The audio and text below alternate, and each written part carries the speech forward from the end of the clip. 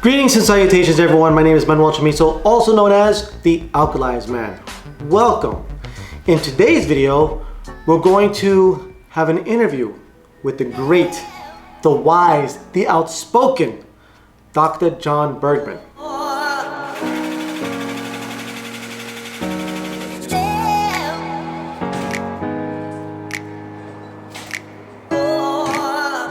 Okay, so who I have before me is a great man. His name is Dr. Bergman. We discovered him because we were doing dental work, but we stumbled upon this beautiful office, and I wanted to introduce you to the man himself, Dr. Bergman. I'm a regular guy, and I'm about 6 inches shorter. Now, you got to figure, what we're doing now is we're restoring that inner life force to human beings. Yes. So I wanted to ask him 3 simple questions, and if you have any further questions, please let us know. So let's begin. So what got you into health? That ain't no simple question, buddy. Okay, I'll take number 2. No, okay. So here I was a contractor, okay, and I got my license when I was 21. So building buildings, everything else. When I was 30, I was run over by a car. Now I happened to be working on an office for a chiropractor. And I threw my back putting the lead sheets up before I got hit by the car. And you know, I threw my back out and you know, I didn't know anything. Took a handful of Tylenol, back brace, and he goes, "What are you doing?" He teaches me how my body works, adjusts me instantly. I mean, pain that I had for years went away like in an instant. And I thought, oh my God, this is amazing. So he showed me how the plans on how a human being is constructed. And it was amazing. So he told me, he says, you know, you'd be a good chiropractor. You got good communication skills. You're built like a tank. And I said, "Doc, come on, man. It takes me $6,000 a month to live. You know, I got 3 employees, a house. No way." Next day, I'm hit by a car. Had both my legs broken. Sternum fracture, my skull fractured. Now, I tried to keep working, but it was really hard. And then I had the medical world that kept me alive. You know, thank God, emergency medicine. You know, a few days in intensive care. Then 4 operations later, okay, the first operation on my knees, because they said, you know, we'll have to operate on them. Eventually you're going to need knee replacements. You know, they're not going to work. And at the time, so I got 2 legs in casts, I'm in a wheelchair. Dr. Anthony is adjusting me and saying, "No, man, you know, your body's built by God. It's going to regenerate. You ever cut yourself?" And as a contractor, "Yeah, sure, all the time." "Did it heal?" "Well, yeah." So I got one medical profession telling me my knees are never going to heal, that they can drug me and shoot me, and another one saying, "No, man, you're designed by God. You're going to regenerate." And I thought, God, I respect both of these people. So I thought, well, why not? I'd been out of school for 10 years. Why not try it? And it turned out when I went back, I had a knack for memorizing anatomy. It was like a whole world opened up. Then I ended up tutoring human dissection, and I tutored physiotherapy and all this other stuff. Then I worked into teaching when I was there too. Wow. I mean, it was fantastic. But I take that practical knowledge of solving problems. Like, you know, how do you run this wire here, that line there? Why is the body adapting to these stressors? Because if you start looking at diseases as not an entity, because when I was in human dissection, I had some doctors saying, well, arthritis is from degeneration.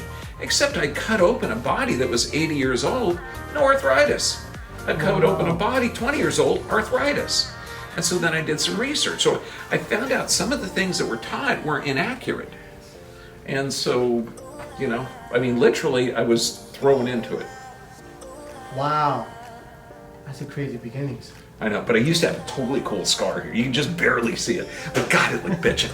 I was hoping it would be there for forever, so it kind of looked like a pirate. You know, chicks dig scars, and it's a great story.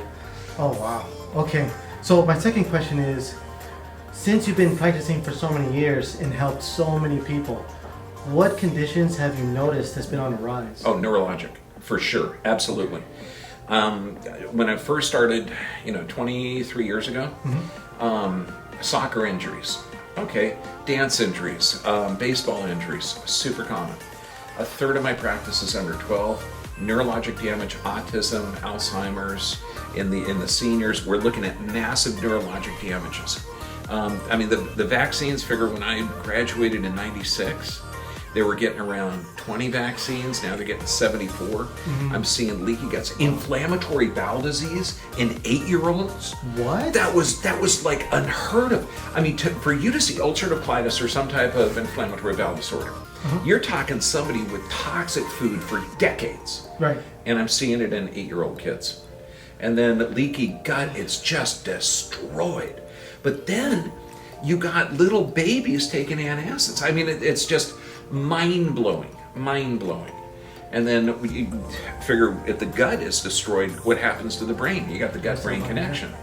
So, 10, 12-year-old kids on anxiety medications, it's just mind-blowing. Wow. But then the over-medication of the adults, because in 2010 they started to require vaccines for like nurses, and then it started, then you could wear a mask if you weren't going to get a vaccine. Now the mask is a whole different world. Yeah. Yes. Yes. Interesting. So if you noticed, or if you was talking to somebody who's been taking medications for years but haven't healed from their pain, what would you tell them to find healing? Now, this is the cool thing. There's actually a line in the sand in America that the person that prescribed the drug is supposed to be the one to get you off of the drug. And so we have a line in sand. If a medical doctor says you can't see a chiropractor, I could have his license up for review, because that's illegal. You can't do that. Right. So, and we can't go in and say you need to get off the drugs. But now down here, we're at our clinic in Mexico. Okay, beautiful. But we've got multiple medical doctors down here that work with us, and they're more trained and holistic, but they still have the basic training in the medical world. So I ask them, you get somebody off of multiple drugs, what's the protocol to get them off? Guess what? There isn't any. I know, honest to God, the most I've ever seen, 32 prescriptions in one person. She actually ran into like a light post or something in front of our office. Have you been to our Huntington Beach one? No, not yet. Okay. And she got out of the car, and the police took her license. They said she was drunk driving. She says, no, they're all prescriptions. Mind blowing. Okay, so what do you do? So first, and this is what I tell people, sick people need drugs. You're sick. And I say it because people don't know. They're taking the beta blocker, the ACE inhibitor, the diuretic, the blood pressure drugs. They're getting dizzy. They're forgetting stuff. They got brain fog. Yeah. And they think they have to take this, otherwise they're going to stroke out and die. When in reality, if you've taken 3 blood pressure medications, your risk of stroke increased 248%. So it's completely deadly. What you can do is give advice that your mom would give. Right. Hey, buddy, you're taking 20 prescriptions a day. Separate them. Don't take 2 together. That way you're still following the doctor's recommendation, and you're going to reduce the toxicity. If any doctor says, oh, how can you give that advice? Okay, dude, show me the study that shows the ACE inhibitor, the beta blocker, mixed with the diuretic, mixed with the cholesterol drug, mixed with the antacid and the antidepressant. Mix all that crap up, and you tell me that's good and safe. There's no way. This polypharmacy is absolutely asinine. Absolutely asinine. So what we do, the patient's got to realize, now blood pressure is the easiest one in the world. Yeah. I teach them how to take it. We get them out of stress. They check it within a week. They're going to start to see it go too low. They call up the doctor. They don't say, look, I was under an extreme stress state. I was in a sympathetic dominant state. I needed the blood pressure drugs in order to adapt. No, can't say that. I've made some lifestyle changes, and my blood pressure is now this. And they're going to want to get you off the diuretic first, because that's causing kidney damage and cardiac arrhythmias, so that's like not good unless you have 2 hearts and you're a Klingon. Okay, so then you check it again, and you call the guy up. You say, look, I made lifestyle changes, and you'll see the blood pressure get lower and lower and lower, and so cool, they easy to get off. Get off of cholesterol, we give them education. We give them the pamphlets of what cholesterol does. For type 2 diabetes, it's the easiest thing in the world. Prick your friggin' finger. You don't take metformin, which increases cardiovascular damage. Yes. And within 30 days, you don't have type 2 diabetes. You go on a plant-based diet and drink more water. Yes. I mean, figure most of the symptoms that are being given for drugs have to do with stress responses. And it's not a disease. You show me what type 2 diabetes looks like outside of the body. What color is it? I mean, it's so ridiculous. Instead of looking that the body is intelligent 100% of the time, it's going to adapt to those stressors. Yes. To drug the stress response is beyond crazy, and that's what we're seeing. Yes. So you get the person out of the physical, chemical, and emotional stress, and their physiology changes. You show them how to monitor it, and they get a doctor that works with them, or they fire the doctor. Yes. Yeah, and that's totally cool.